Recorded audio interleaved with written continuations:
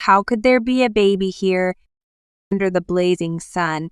I opened a cardboard box in front of the entrance and found a baby inside. The child was limp with a bright red face. I called an ambulance and called the police, but for some reason, the police officer who came to the scene was not aware of the baby's condition. But for some reason, I was arrested by the police officer who came to the scene. I was stunned when I heard the reason.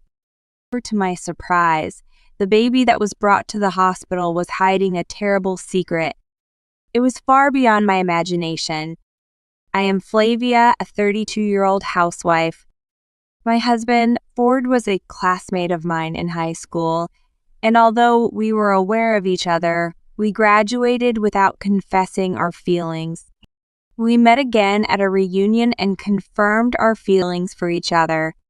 Ford is a kind and cheerful person who encouraged me and made me feel positive when I was upset over the slightest thing. He seemed like the ideal partner for me. I was pregnant soon after our marriage and was at the peak of my happiness. However, the morning sickness was so severe that she could neither eat nor drink enough water.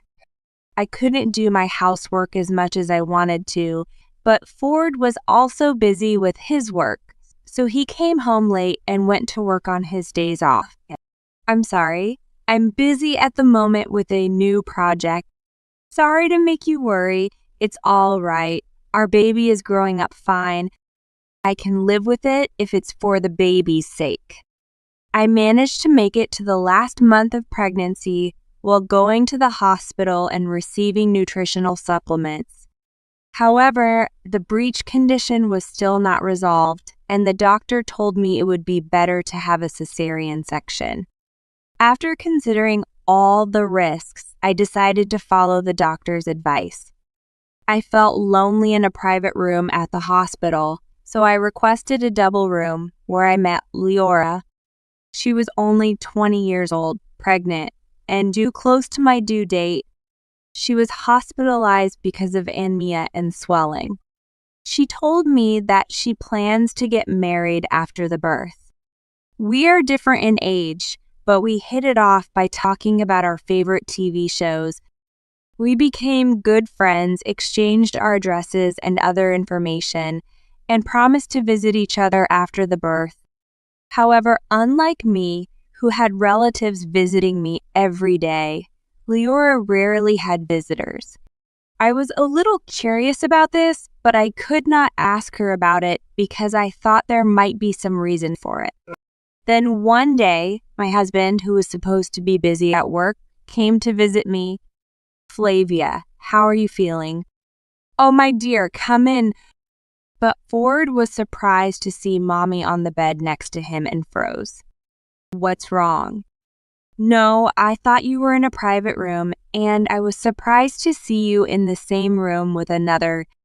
I was surprised to see someone in the same room with me, my husband said, but I was in a two-person room, and although I thought it was a strange thing to say, I did not pay attention to it at that time. It's Leora. She's going to have a baby soon. Nice to meet you. Your husband seems very kind. Oh, it's nice to meet you. Thank you for getting along with Flavia. After exchanging greetings with her, I offered my husband some sweets that he had received from a relative, but she told him that she was in between jobs and immediately went back to her office. When I returned to his hospital room after seeing him off, Lear kept asking me how my husband was doing after we got married. Why do you care so much about my husband? Well, look, I'm getting married soon, so I just wanted to ask for your information. I see. Well, he seems to be busy with his work, but he is a considerate and kind husband. I replied smilingly, and for some reason Lear looked dissatisfied and fell silent. 2 days later, when I returned to the hospital room after my examination, my husband had come to visit me. He was talking to Leora as if he knew her. Then they noticed me and hurriedly stopped talking. Oh, honey, you're here. Yeah, I just came to check on you. You're due for surgery soon, right? Yeah, it's in 3 days. Well, good luck with the baby.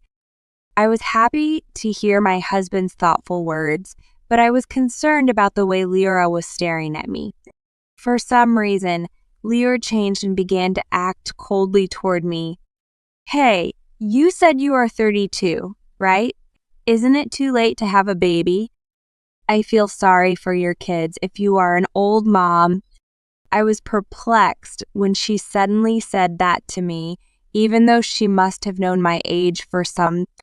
Besides, you're an old woman, but you sound so spoiled by your husband. It's disgusting. Aren't you ashamed of yourself?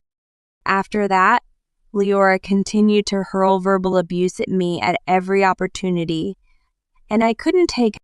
I had to have a cesarean section, but I lost a lot of blood, and after seeing the baby for a moment, my consciousness became cloudy, and I had to undergo treatment away from the baby. 10 days later, I was feeling better and was finally able to hold my baby, a small, cute little girl.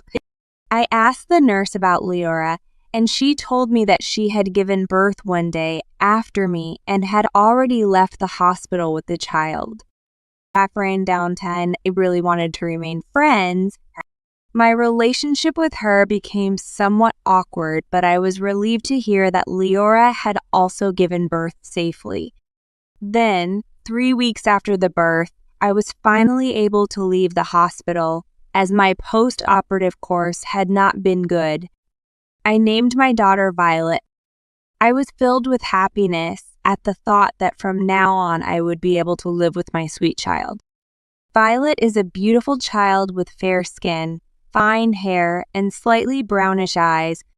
She looked nothing like me or Ford, but I was sure she must have gotten her genes from one of my ancestors. My milk supply was not good, so I raised her on milk, but she grew up so well, and I couldn't stop.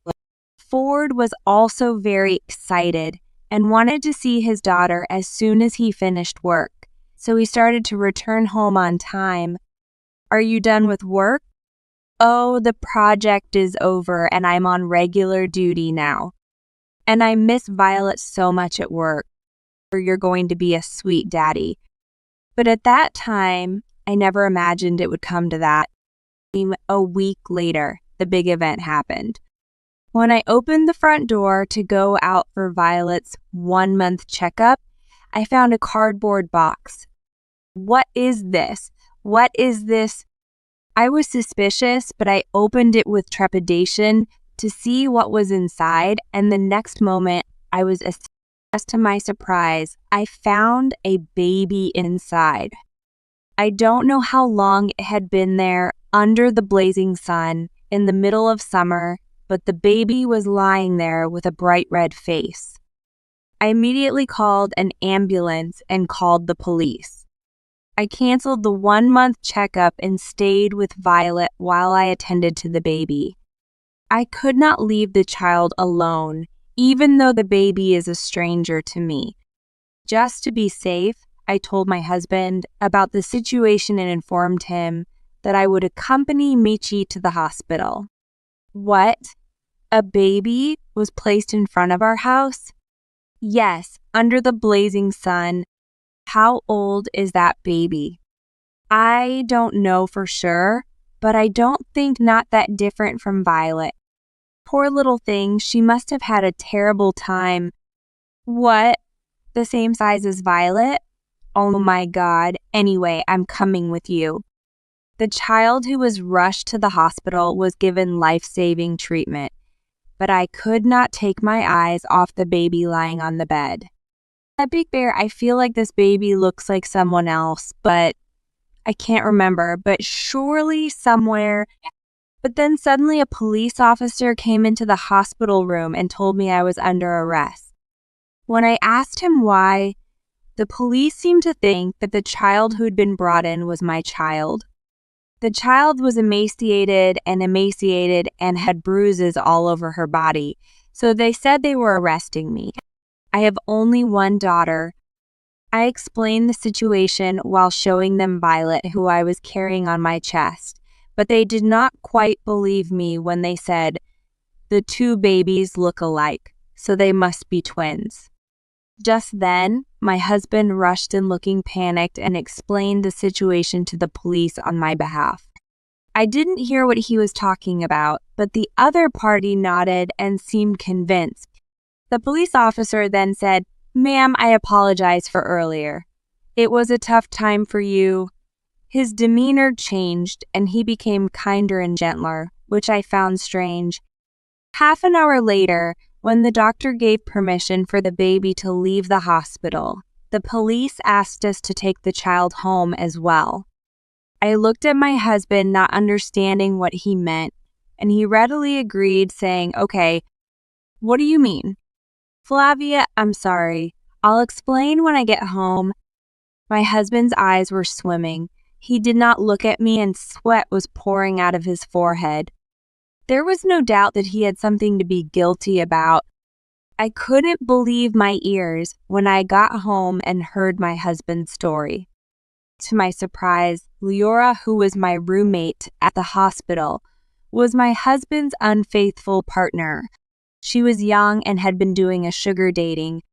She met my husband in a life of spending time with older men who would buy her things she wanted and give her money. However, when Leora found out that my husband was well paid, she decided to seduce and marry him. At the same time, Leora became pregnant. She checked out my hospital and admitted herself there. It was a coincidence that we ended up in the same room, but my encounter with Leora was a setup. "I'm sorry, I was just playing around with Leora. I told her to give it up when I heard she was having a baby, but she wouldn't have it." My husband got down on his knees and apologized, but I told him to keep talking. I heard that he paid Leora $30,000 in alimony and told her to leave him at the hospital.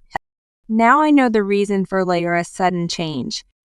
I guess she thought my husband was going to leave me and marry her younger self, but when that didn't work out the way she wanted, she took it out on me. When her husband heard about the baby in the cardboard box from me that morning, he suspected it was Leora's choice. I hurriedly called her and she told me, "It has become too difficult to raise the child, so I decided to give it to you. I named the child Minerva, so please take care of her." I was astonished by this story that came out of the blue. I was disgusted with her for leaving the child on our doorstep, but I was disgusted with my husband's human nature for getting his affair partner pregnant and then trying to settle it with a payout after the last month of pregnancy. And I wondered at this point if she was hiding an even more unbelievable fact. If this idea is true, then what a horrible woman Leora is. But it is definitely her husband who has made her that way. I looked at my husband, who was on his knees, trembling with anger that was welling up inside me. "You know, you wouldn't want to raise Leora's child either, would you? Do you want me to put her in an institution? I don't even recognize her, so I don't even..." "What?